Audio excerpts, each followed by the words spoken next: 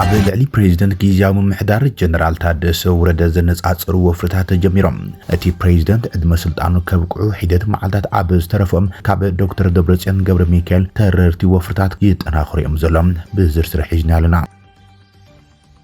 መንግስት ፌደራል አብ ጉዳይ ምዕራብ ትግራይ መስረት በመግባር ዝተተሓዙ መርገጽታት አፍሪጠሎም ሓደ ላዕለዋይ ባዓል ስልጣን መንግስት ፌደራል ህወሓት ይኹን TDF ናብ ምዕራብ ትግራይ ፈጺሞም ኣያኣቱን እዮም ክብል ገሊጾሎም ጀነራል አልብርሃን ላዕለዋይ መራሒ ወተሃደራዊ መኮንኑ አብ ትሕቲ ቀይዲ ከም ዘእተወ ተገሊጾሎም እቲ ስጉምቲ ጀነራል አልብርሃን ድሕሪ ውሳነ አሜሪካ ስዒብ ዝመጸ ከም ዝኾነን ምስ ጉዳይ ኢራን ውን ዝተሓዝ ጉዳይ ከም ዘሎና ተገለጸ እዩ እዚውን ሒዝና ኣለና ካብ ውሽጢ ኢትዮጵያ ተበጊሶም ኣብ ውሽጢ ሱዳን ልዕሊ ሰራዊት ከቢድ መጥቃዕታት ዝፍኑ ዘለው ዕጡዋት ሓይልታት ውን ትኩረት ሲሒቦም ኣሎም ሶማልያ ንእስራኤል ኣብ ሶማሊላንድ ወተሃደራዊ ማዓስከር ንምህናፅ ዝሓሰበቶ መደበ ኣጠንቂቓላ ኣብ ኣፍጋኒስታን ኣብ ልዕሊ ማእከል ምሕዋይ ዕፀ ፋርስ ብዝተፈጸመ መጥቃዕቲ 400 ሰባት ተቆቲሎም እስራኤል ላዕለዋይ በዓል ስልጣን ኢራን አሊ ላራጃኒ ከም ዝቐንጸለቶ ገሊጻላ እንትኾነም ሰበስልጣናት እስራኤል ንቕንጸላ እቲ መራሒ ስዒቡ ድሕሪ ሂደት ደቃይቕ ኣብ ኤክስ ጽሑፍ ዘርግሕሎ እዚ ኣዘራራቢ ምዕባለውን ሒዝና ኣለና ሚስጥራዊ ዘተ አሜሪካን ኢራንን ውን ይካይድ ከም ዘሎም ዘመልክት ጸብጻብ ወጽሎም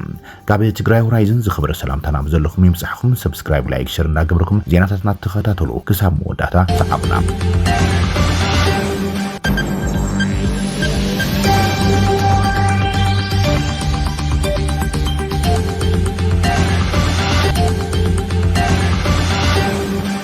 ኣብ ልዕሊ ፕሬዝዳንት ጊዜያዊ ምሕዳር ጀነራል ታደሰ ወረደ ወፍርታት ተጀሚሮም ኣሎም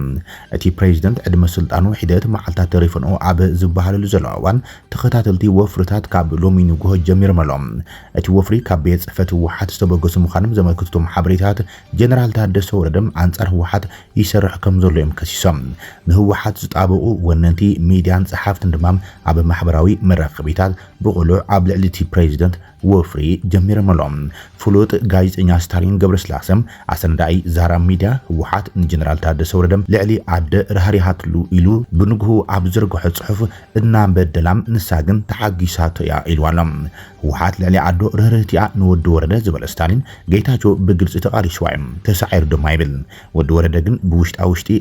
ልክት ኣቢሉም ብዘረባ ቀይሕን ጻዕዳን እናርአይም ቀሪቧ ብምባል የዘናግዖኩም ዘሎ ይሓቢር ዘሎም ወዲ ወረደ ተጋርላ እዩ ኣይጠልመንን ኢላንማም በእምነት መራሒ ክኾን መይዛቶ ነራ ህወሓት ዝበለ ስታሊን ኣብ ትግራይ ኣብ ዝተርኣዩ ወሰንቲ ስሕተታት ግደ ወዲ ወረደም ዓብይ ተራእዩ ነይሩ ኢሎም ክልተ ህወሓት ኣሎም ህወሓት ናብ ራያ ሕዚ ከኣት የብሉን ውሳነ ሰራዊት ክትግበር የብሉን ኣነኮ ወዲ እንደርታኤ ቤተሰበይ ይነግሩን እዮም ተበዲሎም እዮም ተንቤን ዓድግራት ራያ ሰሜን ምዕራቡን ተበዲሎም ኢሉ ሓደገኛ ዘረባም ተዛሪቡ ነይሩ ዝበለ ስታሊን በዳሊ ከባቢ በተዘዋዋሪ ተናጊሩ ይብል ሰብ ተደናጊጹን ሓዚኑን ኣካል ድሕረት ምዃን ድማ ሓዚኑ ዝበለ ስታሊን ሕዚ ድማ ወዲ ወረደ ዝሓለፈ ወርሒ ተዛረቦ ዘረባም ኣብዚ ማሕበራዊ ሚድያ ይዘዋወረሉ ይብል ዝቁረስ ግዛኣት ትግራይ የለን ኢሉ ዝብል ዘረባ ወዲ ወረደም ሓድሽ ኣይኮነ ዝበለ ስታሊን እንጌታቸውን ነዚ ዘረባ በብምድረኹም ይዛረቡ ነይሮም የሚሎም እንደ ህወሓትን ሰራዊቱን ከም ዝብል ይበልሞ በካውንስል ዝግበር ሓበራዊ ዘተን ውሳነን ኣይድጉፈንም ትራጀዲ ክፈጥሬና በልካም ከም መንሴ ዓዲ ተሓቢኻና ፈከርካስ ቤንኻ እትኽብሮ ላዕላውነትን ክብርን ትግራይ ዘሎ ክተምስል ምድላይ እንጅልና ጥራሕ መርካሊ ኣይባሃልን ብምባል ይገልጽዎም እዚ ግዜ ተሓባቢርካ ይዝውጻእ ብፈኸራን ብብድዕን ኣይከኣልን ዝበለ ስታሊን ምንዓቕ ገዲፍካ ንስልጣን ዘይኮነስ ንዝመጽእ ወለደልካ መስራሕ ናይ ልባም ህዝቢ ብግቡ አንብቦ ማይክ ሒዝካ ምፍካር ሰልችዎ እዩ ይብል ስታሊን ንጀነራል ታደሰ ወረደም ኣብ ዝሕለፈ መልእኽቲ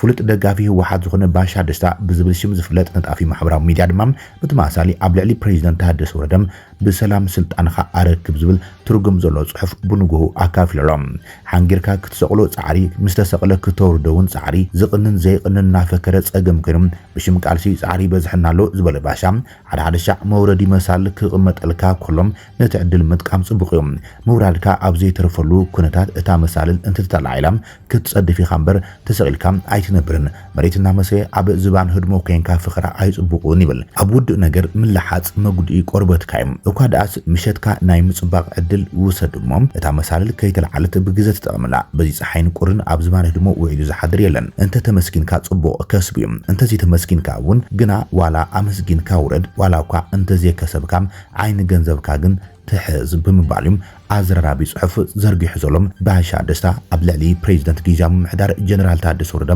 ብቐጥታ ምትእሳር ዘሎ መልእኽቱ እዚ ድማ እቲ ብዶክተር ደብረጽዮን ገብረ ሚካኤል ዝምራሕ ህወሓት ንፕሬዚደንት ታደሰ ወረደ ኣነኤ ናብ ስልጣን ኣምጽኤካም ስለዚ ተዓለ ዝብል ብውሽጢ ይሰርሕሉ ከም ዘለው ዘመልክቱ ጽሑፋት እዮም እቶም ደገፍቲ ህወሓት ዝኾኑም ጸሓፍቲ ብንግኡ ብተማሳሊ ወፍሪ ጀሚሮም ዘሎም ፕሬዚደንት ጊዜያዊ ምምሕዳር ትግራይ ብውሳነ መንግስቲ ፌደራል ብሕቶ ህወሓትን ስልጣኑ ከም ዝጸደቐ ዝፍለጥ ኮይኖም ኣብዚ ሕዚ እዋን ድማ ካብ ስልጣኑ ንምስርባት መዓልታት ተሪፍኖ ከም ዘሎ እዩ ዝግለጽ ዘሎ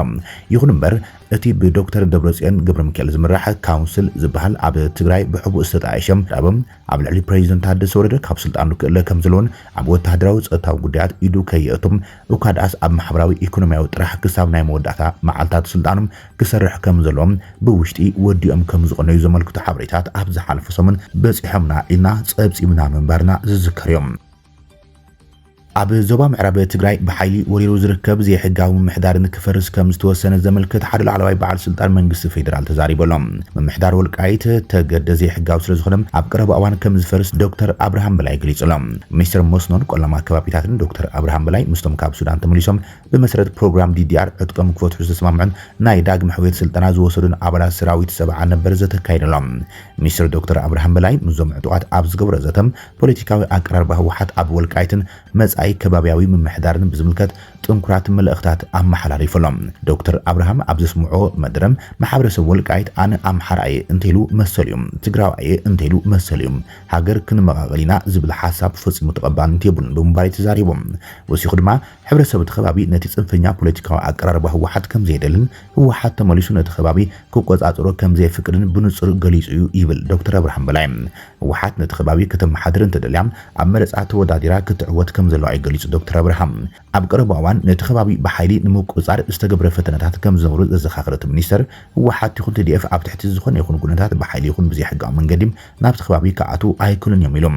ዝኾነ ሰብ ብባዕሉ ቆሪጹ ዝወሰደ መሬት የለን ዝበለት ሚኒስተር እዚ ድማ ኣብ ትሕቲ መንግስቲ ፌደራል ዝቆጻጽር መሓይታት ከም ዘለዎም ብግልጺ ኣስሚርሉ እቲ ሚኒስተር መስኖን ቆላማ ከባቢታትን እቲ ከባቢ ብመሰረት ስምምዕነት ሰላም ፕሪቶሪያ ዘካትዕ ተባሂሉ ዝተመደበ እምበር ብሓደ ወገን ወሲዱ ንመወዳእታ ዝተዛዘመ ወይ ዝተዓጽወ ጉዳይ ከም ዘይኮነ ገሊጹ ዶክተር ብርሃም እቲ ሚኒስተር ኣብ ዝሕዝዋን ኣብ ወልቃይት ዘሎ ምምሕዳር ዘይሕጋዊ ስለ ዝኾነ ክፈርስ ኣለዎ ኢሎም ዝኾነ ሰብ ነቲ ከባቢ ብሓይሊ ይኹን ብዘይሕጋዊ መንገዲ ከመሓድሮ ኣይክልን ዝበለ ዶክተር አብርሃም እቲ ሕዚ ዘሎ ምምሕዳራት ፈሪሶም ብህዝቢ ባዕሉ ብዝተመረጸ ሕጋውን ቋማውን ምምሕዳራት ክቕየር ይግባእ ኢሎም እዚ መስርሕ እዚ ዝተመዛበለ ሕብረተሰብ ቅድሚ ክረምቲ ናብ መረበቱ ክምለስ ከም ዘሎ ከም ዝተወሰነን ከምኡውን ብመሰረት ስምምዕነት ፕሪቶሪያ ናፃ መረፃ ከም ዝካየድን ህዝቢ ባዕሉ መራሕቲ ቀበሌን ወረዳን ከም ስለ ምዕራብ ትግራይ ልዕልኩም መደሩ ዛዝሙ ዶክተር አብርሃም ንመን ከም ዝተዋሃበ ኣይተረድአን ካበይ ዝመፀ ቋንቋ ምዃኑ እውን ኣይርድአን ምዕራብ ትግራይ ምዕራብ ትግራይ ዘሎ ማሕበረሰብና ማሕበረሰብ ወልቃይት እንታይ እኮ ናይ ምዕራብ ትግራይ ማሕበረሰብ ዝተፈናቀለ ማሕበረሰብና ጥራሕ እኮ ይኮነን ምዕራብ ትግራይ ዝበሃል ዝተፈናቀለ እውን ናብ መረበቱ ክምለስ ኣለዎ ትኽክል እምበር ዝተወረረ ዝተገዘ እቲ ምዕራብ ትግራይ ኮፍ ኢሉ ዘሎ ማሕበረሰብ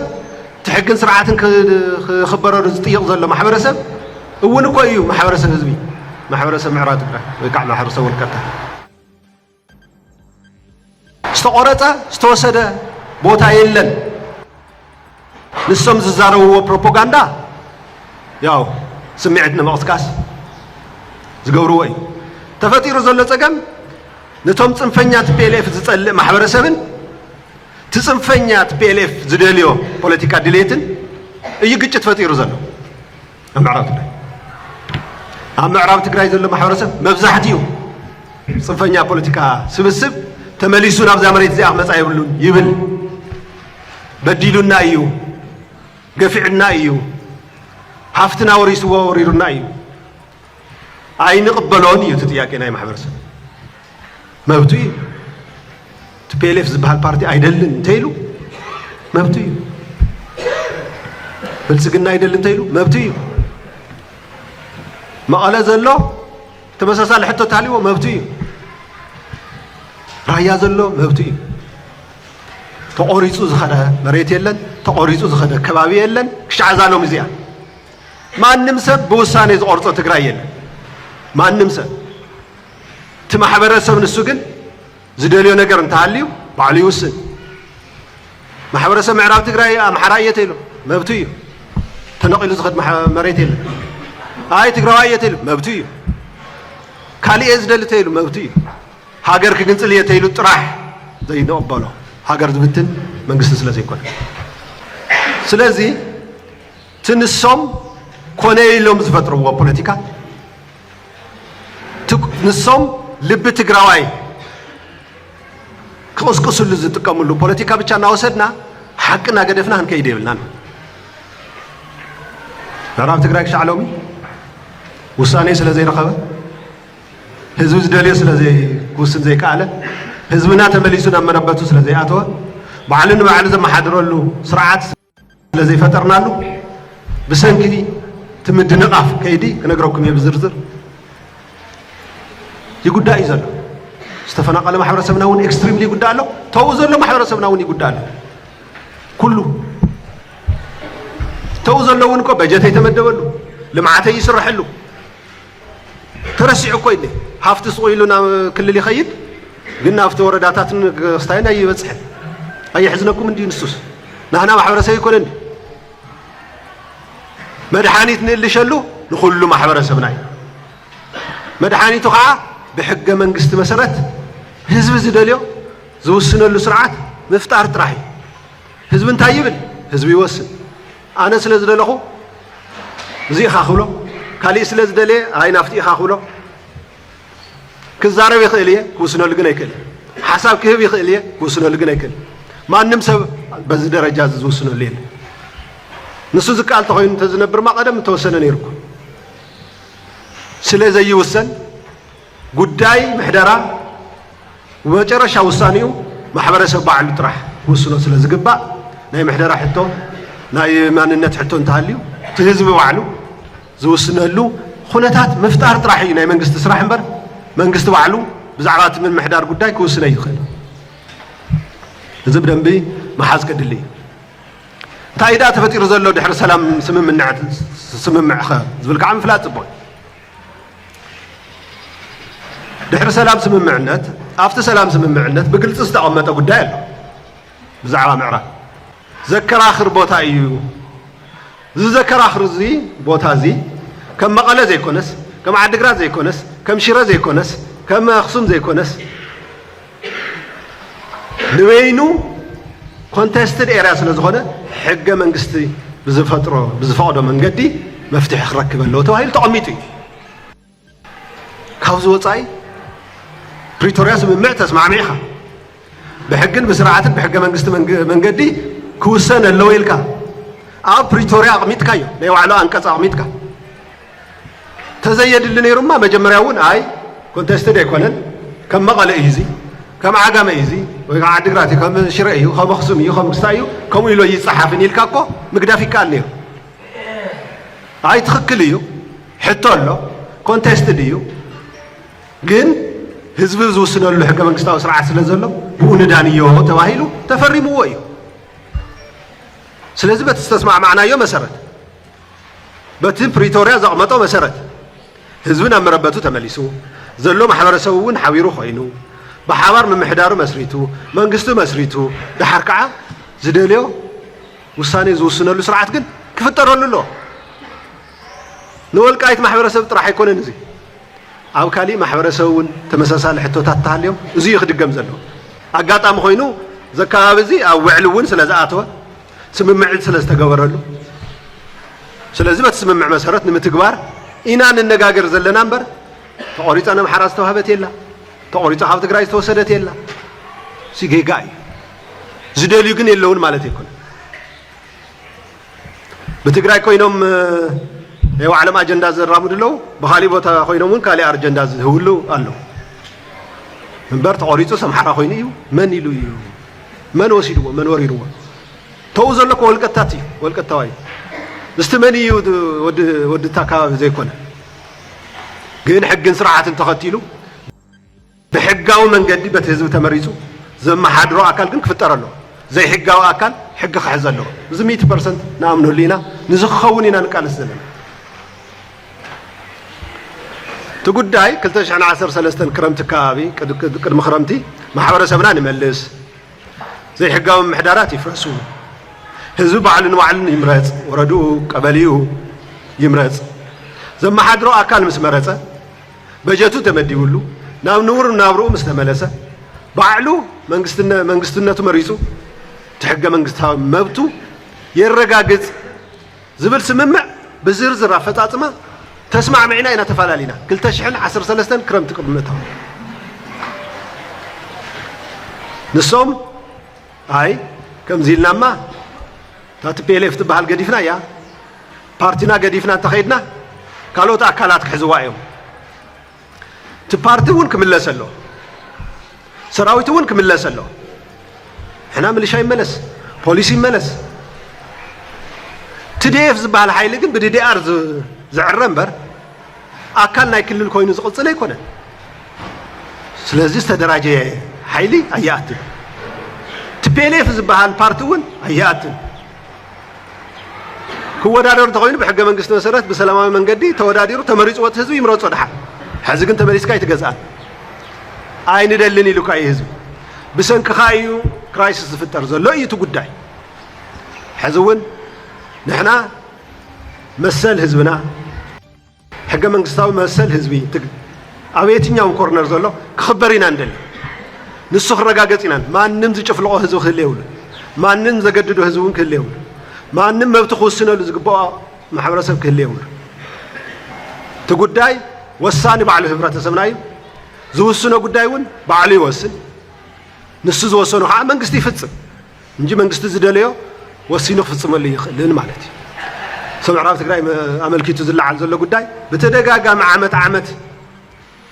ንስማዕማዕ ያው ትግራይ ክኽየድ ከሎ በይንና ክንፍጽሞ ስለ ዘይንኽእል በይንኻ ዝፍጸም ጉዳይ ስለ ዘይኮነ ኣብ ትግራይ መንግስቲ ስለ ዘሎ ናይ ትግራይ መንግስቲ ኣካል ናይቲ ጉዕዞ ክኸውን ስለ ዝግብኦ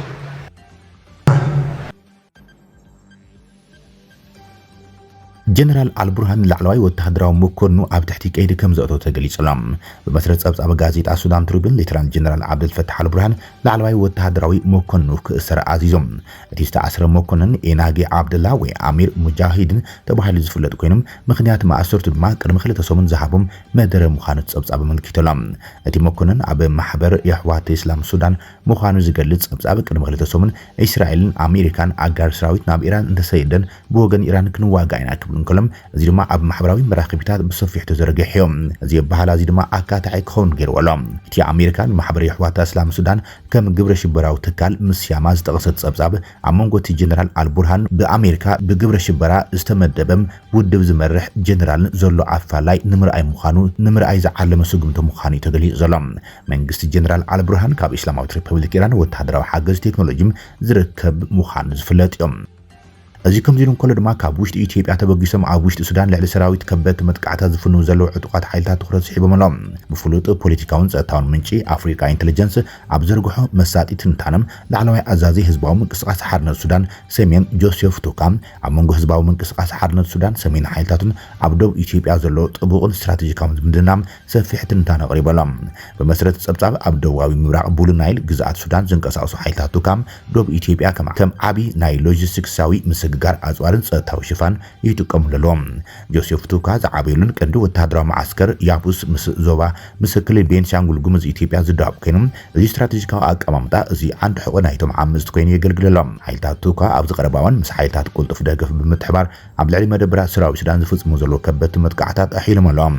መንግስቲ ሱዳን ወታደራዊ ሰበስልጣን ነቲ ኩነታት ብቐረባም ይከታተልዎ ከም ዘለውን እቶም ዓምስቲ ካብ መሬት ኢትዮጵያ ናብ ሱዳን ብምእታም እቲ ኣብ ልዕሊ ጎረባብቲ ከተማታትን ከባቢታትን ዝፍጽሙ ዘሎ መጥቃዕታ ሰብኣዊ ኣልቦ ነፈርቲም ስግረዶባዊ ሎጂስቲክሳዊ ደገፍ ኣለዎም ክብሎም ብግልጽ ከይሰሙ እዮም እዚ ብጆሴፍ ቱካ ዝተዳለወ ስግረዶባዊ ምንቅስቃስን ብኣፍሪካ ኢንተሊጀንስ ዝተዳለወ ጸብጻብ ኣብቲ ዞባ ከቢድ ጂኦፖለቲካዊ ስክፍታት ተስዒቦሎም ምስሕፋሕ ዕናዊ ኩናት ሱዳን ናብ ደቡባዊ ምብራቕ እቲ ሃገር ብፍላይ ድማ ካርቱም ኢትዮጵያ ንዓመት ሱዳን ሽፋን ትህባላ ኢላ ብተረጋጋሚ ብተደጋጋሚ እተቕርቦ ክሲም ነቲ ድሮ ኣብ መንጎ ክልቲአን ሃገራት እናሰፍሐ ዝኸይድ ዘሎ ወጥሪ ዲፕሎማስያዊ ዝምድናታት ዝያዳ ክሕሮ ከም ዝኽእል ተዓዘብቲ ፖለቲካ ይጥንቅሎም። ኣብዚ ዓብዪ ግድብ ሕዳሴ ኢትዮጵያን ምስ ሓብ ዶብ ኣልፋሽጋን ሙሉእ ብሙሉእ ዘይተፈትሐሉ ኩነታት ዝተሓላለኸ እዋን ብመስመር ሩባ ኣባይ ዝተኣሳሰረ ሃገራት መዳርክቲ ውክልና ኩናት ምዃነን ንዞባዊ ምርግጋዕ ከቢድ ሓደጋ ይስዕበነሎም። ንዞባዊ ምርግጋዕ ድማ ከቢድ ሓደጋ ዘስዕብ ምዃኑ እዩ። ምዚ ተኣሳሲሩ ጆሴፍ ትኳን ናብ ደቡብ ኢትዮጵያ ምቕራቡ ወተሃደራዊ ስትራቴጂ ጥራይ ዘይኮነም ኣብ ዞባዊ ኣሰላልፋ ስልጣን ዓብዪ ፖለቲካዊ ካርድ እውን ምዃኑ እቲ ጸብጻብ ብንጹር የመልከት። ሶማሊያ ንእስራኤል ኣብ ሶማሊላንድ ወተሃደራዊ ማዓስከር ንምንሃጽ ዝሓሰበቶ መደብ ኣጠንቂቓ። ሶማሊያ ንእስራኤል ኣብ ሶማሊላንድ ወተሃደራዊ ማዓስከር ክትሃንጽ ኣለዋ ንዝብል ዜና ኣጠንቂቓቶም። እቲ መደበር እስራኤል ከማእከል ናይቲ ዝቕጽል ዘሎ ኩናት ኣብ ልዕሊ ዞባዊ ጸላእታ መጥቃዕቲ ኣየር ክትፍጽም ከም ስትራቴጂካዊ ነጥቢ ኮይኑ ከገልግል ይኽእል እዩ ዝብል እዮም። እቲ ሃገር ግዛእታ ናብ ግዳማዊ ግጭታት ክስሕብ ከም ዘይትደሊ ገሊጻ ኣላ ሶማልያ። እዚ ካብ የመን ስግር ወሽመጥ ዓደን ዝርከብ መደበር እስራኤል ኣብ ልዕልቶም ኣብ የመን ዝርከቡ ዓመጽቲ ሕቲ ሓዊሱ ኣብ ልዕሊ ዞባዊ ጸላእታ ከምኡን ኣብ ልዕሊ ኢራን ሂዝቦላ ሊባኖስን ስትራቴጂካዊ መጥቃዕታት ኣየር መጥቃዕታትን ክትገብር ዘኽእላ እያ። እስራኤል ኣብ ዝሓለፈ ወርሒ ታሕሳስ ንናጽነት ሶማሊላንድ ኣፍልጦ ዝሃበት ፈላሚት ሃገር ኮይና ኣብዚ መስርሕ እዚ ንሶማሊላንድ ሽርክነት መስሪታ ኣላ። ሰበስልጣን ሶማሊላንድ ኣብ መጀመርታዊ ወርሒ ለካቲት ኣብ ዝሃቦ መግለጺ እስራኤል ኣብ ግዛእቲ ወተሃደራዊ ማዓስከር ንምህናጽ ዝኾነ ይኹን ዝጀመረቶ ምንቅስቓስ ከም ዘድልዮም ገሊጾም። ሶማሊላንድ ኣፍልጦ ምሃብ ዝኣበየት ሶማልያ ንሶማሊላንድ ኣፍልጦ ምሃብ ዝኣበየት ሶማልያ ነቲ ምዕባለታት ብሻዕውለት ትከታተል እያ ጸኒሓ። ኣብ ኣፍጋኒስታን ኣብ ልዕሊ ማእከል ምሕዋይ እፀ ፋርስ ብዝተፈጸመ መጥቃዕቲ 400 ሰባት ተቐቲሎም። ኣብ ርእሰ ከተማ ኣፍጋኒስታን ካቡል ኣብ ዝርከብ ማእከላይ ምሕዋይ እፀ ፋርስ ዝኾነ ሆስፒታል ሓደ ነፍሰ ቅትለታዊ ቦምባ ብምውቆም 10 ሰባት ተቐቲሎም ኣሎም። መንግስቲ ጣሊባን ነቲ መጥቃዕቲ ንጎረቤት ሃገር ፓኪስታን ንኸሲሰሎም። ወሃቢ ቃል ጣሊባን ኣብ መርበብ ሓበሬታ ኤክስ ከም ዝገለጾም እቲ መጥቃዕቲ ኣብ ካቡል ኣብ ዝርከብ ሆስፒታል ምሕዋይ እፀ ፋርስ ኦሚድ ከም ዝተፈጸመ ሓቢሮሎም። ምክትል ወሃቢ ቃል መንግስቲ ሓሙዱላ ፌታራት 400 ሰባት ክሞቱን ከለዉ ኣስታት 250 ድማ ቆሲሎም ከም ዘለዉ ገሊጾሎም። ፓኪስታን ብወገናት ትካላት ጥዕና ዒላማ ከም ዝገበረት ነጺጋቶም። ሚኒስትሪ ዜና ሃገር እቲ መጥቃዕቲ ኣብ ካቡልን ምብራቃዊ ግዛኣት ናጋሃርን ዝርከቡ ወተሃደራዊ ትካላትን ሽበራውያን ዝድግፉም ትሕተ ቅርጽን ዒላማ ዝገብረ ምዃኑ ገሊጾም። ፓኪስታን ጣሊባን ነቲ መሳለጥያ ማእከል ተሃድሶ ክብል ከሲሳ። ፓኪስታን ጣሊባን ነቲ መሳለጥያ ማእከል ወቂዓቶ ንዝብል ክሱ ነጺጋተላ።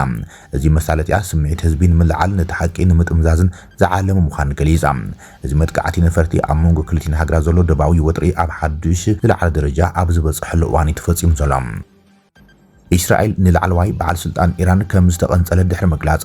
እቲ ሓላፍ ድማ ኣብ ኤክስ ፖስቱም ኣዘራረበ ሓበሬታ ካፊሎም። አሊ ላራጃኒ ብሰራዊት እስራኤል ከም ዝተቐንጸለ ካብ ቴልአቪቭ ዝወጹ ዜናታት ዘመልክቱ ኮይኖም እቲ ሓላፍ ግን ኣብ ኤክስ ገጹ ድሕሪ ቅትለቱ ዘመልክት ዜና ጽሒፈሎም። እስራኤል ሓላፊ ጸጥታ ኢራን አሊ ላራጃኒ ተቐቲሉ ኢላ ድሕሪ መግለጻ ድሕሪ ሒድ ደቂቕ እቲ ላዕለዋይ በዓል ስልጣን ኣብ ኤክስ ገጹ ጽሑፍ ኣካፊሎም። ሰሉስ 17 መጋቢት ሚኒስትር ምክልኻል እስራኤል ካትዝ ጸሓፊ ላዕለዋይ ቤት ምክሪ ሃገራዊ ድሕነት ላሪጃኒ ሱሌማኒ ሓላፊ ባሲጅን ከም ዝተቐተሉ ኣፍሊጥዮም።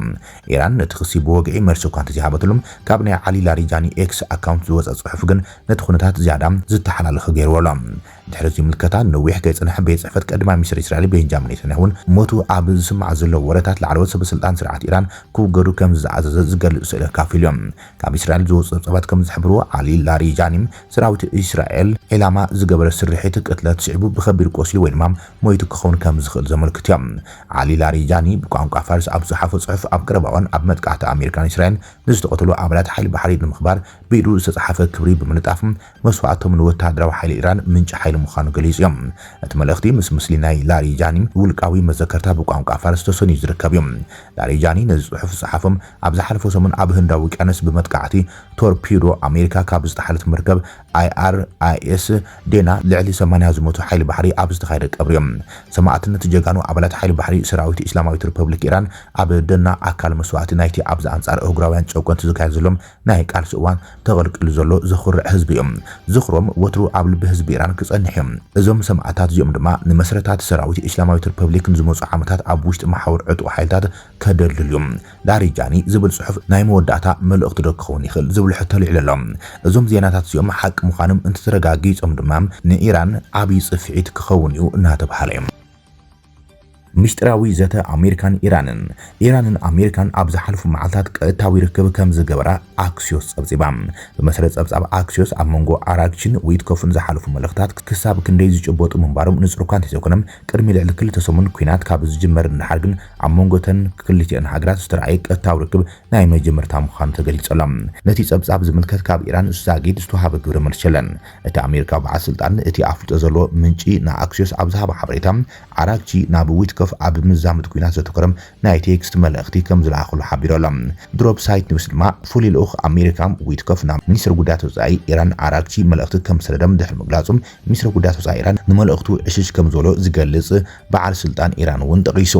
እቲ አሜሪካ በዓል ስልጣን ንኣክሲዮስ ኣብ ዝሃበ ሓበሬታ አራግቺ እዩ ክዋፈር ዝፍትን ዝነበረም እንትኾነ ግን አሜሪካ ምስ ኢራን ኣይተዛረብን ዘላ ኢሎም ክልቲኦም ምንጭታት ብዛዕባ ክንደይ ጽሑፋት ከም ዝለዋወጡን ብዛዕባ ትሕዝቶ ብዝርዝር ኣይተዛረቡን እዮም ዶናልድ ትራምፕ ቀዲሙ ኢራን ኣብ ስምምዕነት ንምብጻሕ ምስ አሜሪካ ከም ዝተራኸበት ገሊጹ ነይሮም ውዕል ክገብሩ ይደልዮም ምስ ወገናትና ይዛረብሎም ክደራደሩ ዝደልዩ ሰባት ኣለውዮም ግን መን ምዃኖም ሓሳብ ይብልናን ክብልም ፕሬዚደንት አሜሪካ ዶናልድ ትራምፕ ገሊጾም እዚ ከም ዝልን ከሎ ሚኒስትር ጉዳያት ወጻኢ ኢራን ሓባስ አራግቺ እውን ኣብ ዝሃበ ግብረ መልሲ ንሕና ኣብ ነብሰ ምክልኻል ኢና ዘለና ስለዚ ምስ አሜሪካ ዝግበር ዝኾነ ይኹን ድርድር የለን ከም ዝበለ ይዝካዮም